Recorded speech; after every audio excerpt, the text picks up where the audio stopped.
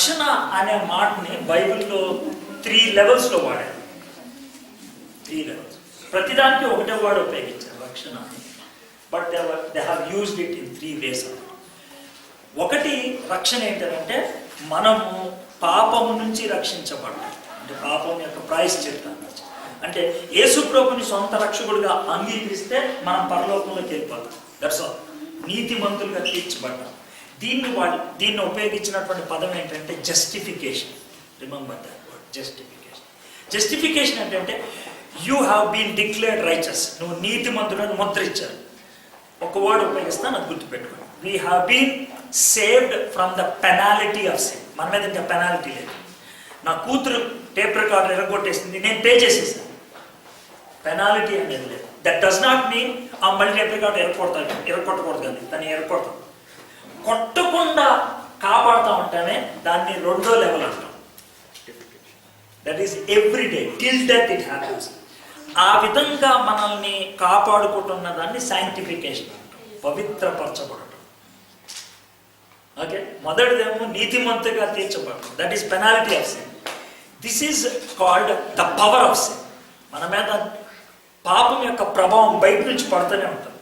దాని గురించి మనం ప్రతిరోజు ఫైట్ చేస్తూనే ఉండాలి. పౌలు భక్తుడు ఏమంటాడంటే నా శరీరాన్ని నేను నలగొట్టుకున్నాను అంటాడు. సో ఈ పాపాన్ని ఓవర్కమ్ చేయడానికి వర్డ్ ఆఫ్ గాడ్ ఉపయోగించాలి, ప్రేయర్ ఉపయోగించాలి. నా హృదయంలో నీ వాక్యాన్ని ఉంచుకున్నాను, నేను పాపము చేయకున్నాను. Okay, that's the second one. Okay, penalty of sin, power of sin. Third one అదేం తెలుసా, మనం చచ్చిపోయినప్పుడు పరలోకంలోకి వెళ్తాం కదా, we will be saved from the presence of sin. ఇంకా అక్కడ పాపం. So first is called penalty of sin, second is called power of sin, third one is called the presence of sin. మొదటిదేమో జస్టిఫికేషన్, రెండోదేమో sanctification, మూడోదేమో glorification. Okay, Paul was speaking about the second. చచ్చిపోయేదాకా మనం fight చేయాలి.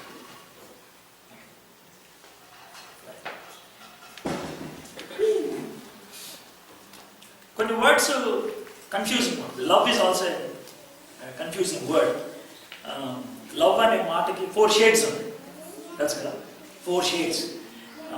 అమ్మని ప్రేమించినట్లు అక్కను ప్రేమించడం, అక్కను ప్రేమించినట్లు లవర్ని ప్రేమించడం, లవర్ని ప్రేమించినట్లు దేవుడిని ప్రేమించడం. These are 4 loves. కానీ ప్రతిదానికి ఉపయోగించేది లవ్. మమ్మీని ప్రేమించేది స్క్వాచే, తల్లిదండ్రులకి పిల్లలకి మధ్యన ఉండేది.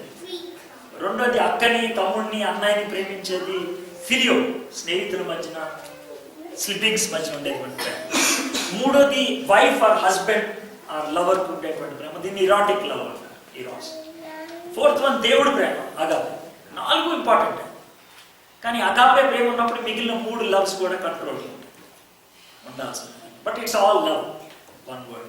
Same with salvation also, 1 word but multiple meanings.